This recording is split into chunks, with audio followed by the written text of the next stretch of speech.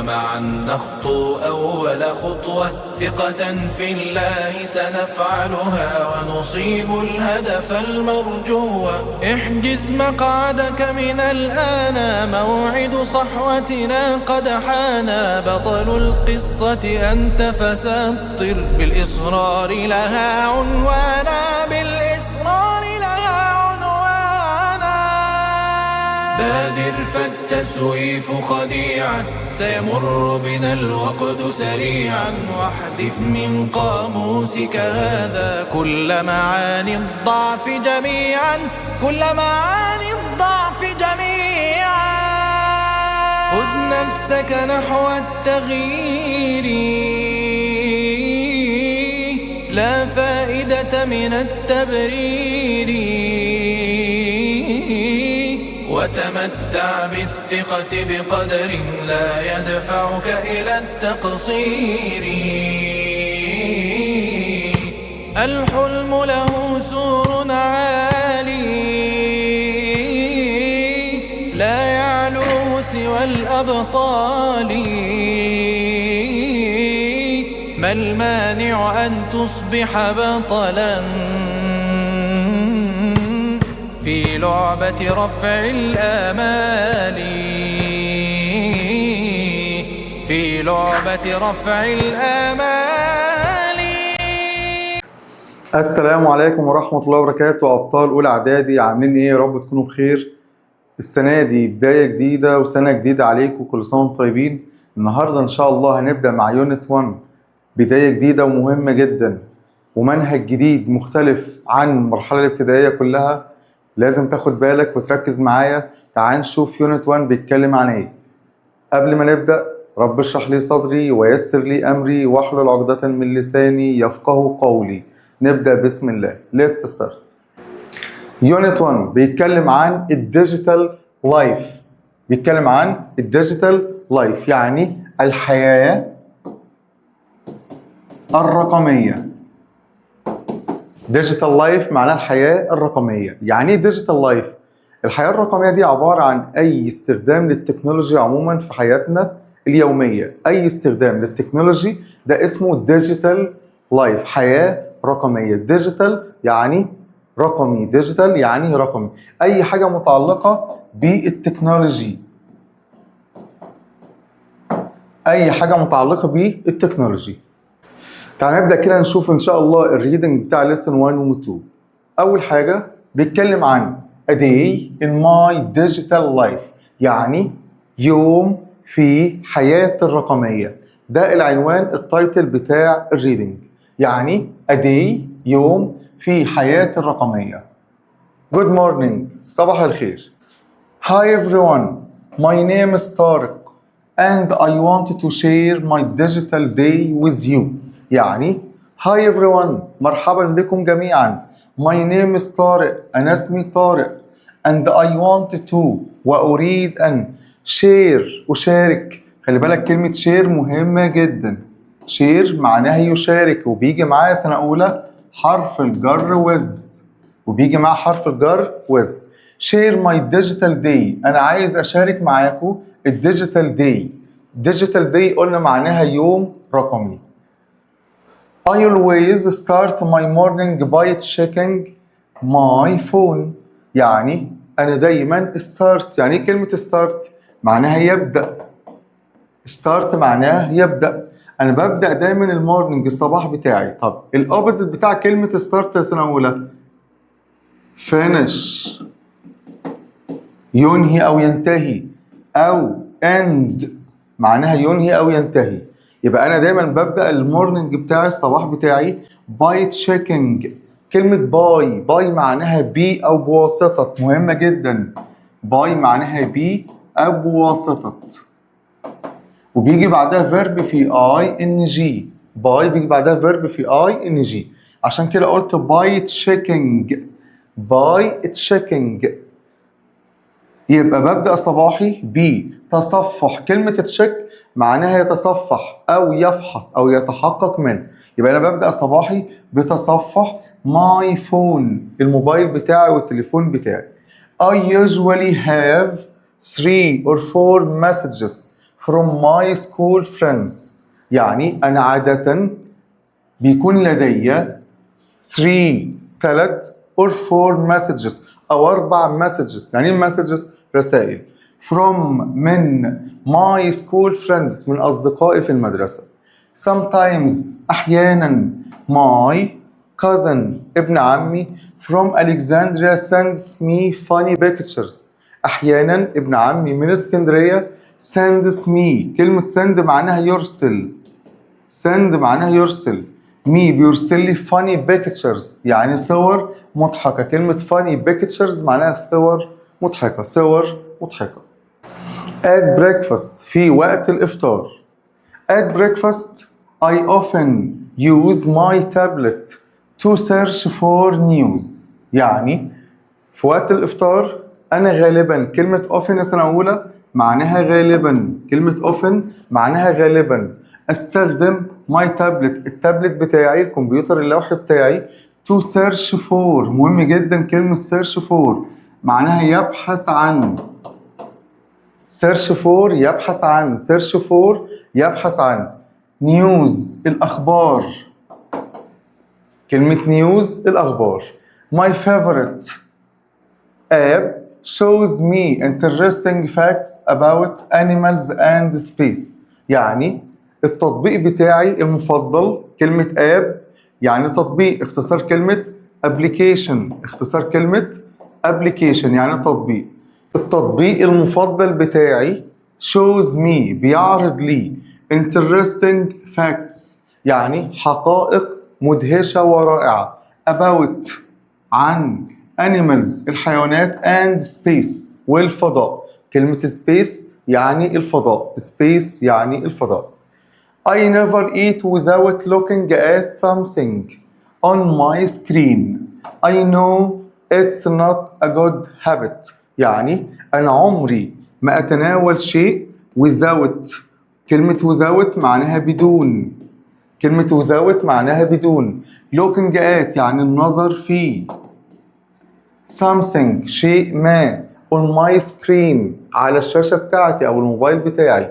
I know أنا عارف it's not a good habit إنها ليست عادة جيدة. يبقى هو عارف إن دي مش عادة جيدة. كلمة habit يعني عادة. يبقى it's not a good habit ليست عادة.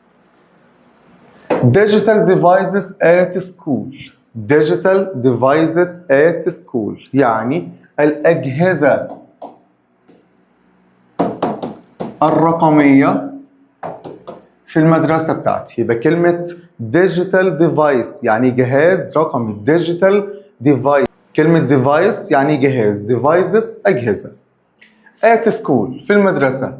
at school we sometimes use the smart board in our science class. يعني في المدرسة احنا sometimes كلمة sometimes أحيانا use بنستخدم السمارت بورد يعني السبورة الذكية in our science class في حصة الساينس حصة العلوم. our teacher معلمنا shows us بيعرض لنا amazing videos فيديوهات مذهلة ومدهشة. كلمة show يعرض. amazing videos معناها فيديوهات رائعة. about planets عن الكواكب. كلمة planets كواكب. كلمة planets كواكب. خلي بالك برضو في كلمة plant أو plants معناها نباتات. في فرق. planets في هنا إي هنا مفيش إي. about planets and animals والحيوانات. عن الإيه نباتات أو عن الكواكب والحيوانات. I love watching them أنا أحب مشاهدتهم. I love watching them. We also use computers in our computer class twice a week. يعني إحنا بنستخدم أيضا الكمبيوترز in our computer class في حصة الإيه الكمبيوتر أو الحاسب الآلي twice a week. كلمة twice معناها مرتين. كلمة twice معناها مرتين. a week في الأسبوع. I am learning to type faster أنا بتعلم دلوقتي إن أنا type. كلمة type معناها يكتب على لوحة المفاتيح. كلمة type يكتب على لوحة المفاتيح. I can type 25 words per minute now. أنا دلوقتي أقدر أكتب حوالي 25 كلمة per minute يعني كل دقيقة أو في الدقيقة now الآن. homework and helpful websites يعني الواجب المنزلي بتاعي والويب سايتس المفيدة. كلمة helpful يعني مفيد، ويب سايتس معناها مواقع، يبقى المواقع المفيدة بتاعتي. after school بعد المدرسة. after school بعد المدرسة I always do my homework first. أنا دايما أعمل واجبي first يعني first أولا.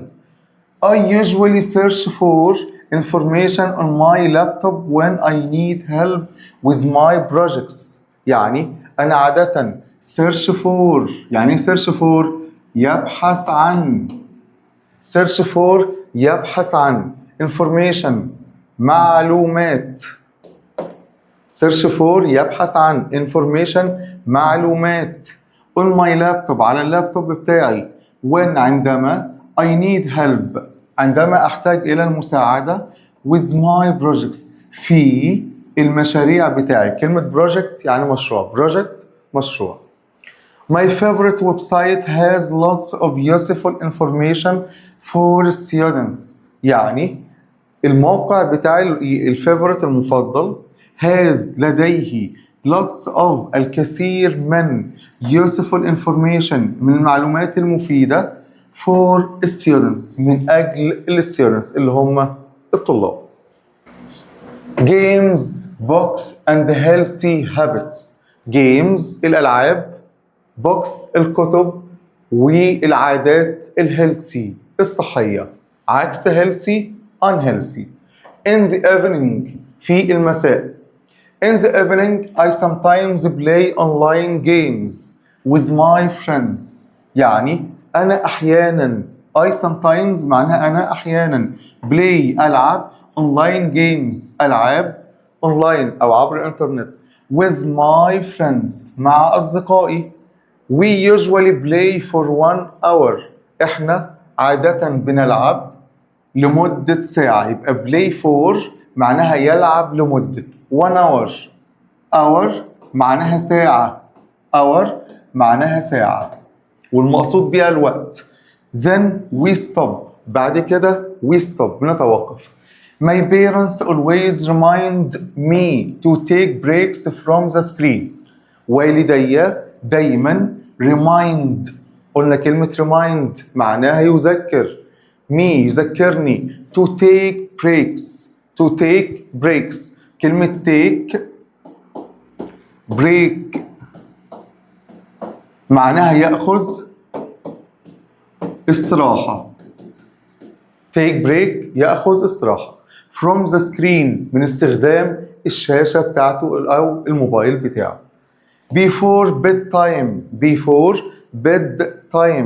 I often read e-books on my tablet يعني قبل وقت النوم أنا غالبا أقرأ الإي بوكس. كلمة إي بوكس معناها كتب إلكترونية on my tablet على الجهاز التابلت بتاعي. I love adventure stories أنا أحب قصص المغامرة. but ولكن I always use the night mode أنا دايما بستخدم الإيه؟ النايت مود. كلمة نايت مود وضع الرؤية الليلي. نايت مود وضع الرؤية الليلي. so لذلك the screen doesn't hurt my eyes عشان كده السكرين الشاشة doesn't hurt يعني لا تؤذي my eyes عينيا. تعالوا نشوف بقى دلوقتي أهم الفوكاب اللي احنا اتعلمناها من الريدنج. أول كلمة عندي ديجيتال. قلنا ديجيتال معناها رقمي، ديجيتال معناها رقمي. سمارت بورد يعني السبورة الذكية. لابتوب كمبيوتر محمول. تابلت يعني جهاز لوحي. ويب سايت موقع إلكتروني. اي بوكس كتاب الكتروني. خلي بالك الاي هنا اختصار كلمة الكترونيك.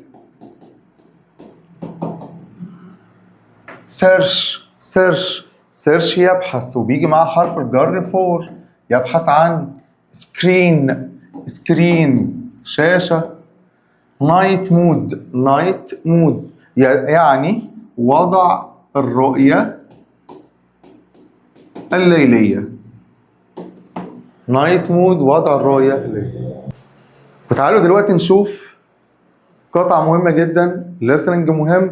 ايه هو؟ My screen time يعني وقت الاستخدام الشاشة. Hi, I am أيمن a 13-year-old student. أهلا، أنا أيمن، أنا طالب عمري 13 سنة.